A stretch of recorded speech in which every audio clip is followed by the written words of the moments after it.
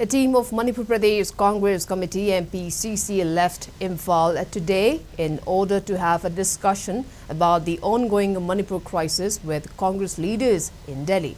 The MPCC team, consisting of its President Kaisham Meghachandra, former Chief Minister Okram Ibobi, Congress Working Committee member Gai Khangam, Khangabok MLA Okram Surjakumar, left for Delhi at around noon today.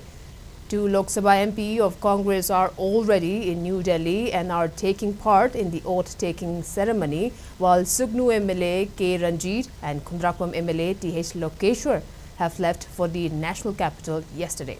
The MPCC team will be meeting the Indian National Congress President Malik Arjun Kharge, party leader Sonia Gandhi and opposition leader Rahul Gandhi, and informed about the ongoing crisis in Manipur so that the issue could be presented with the right perspective in the parliament session.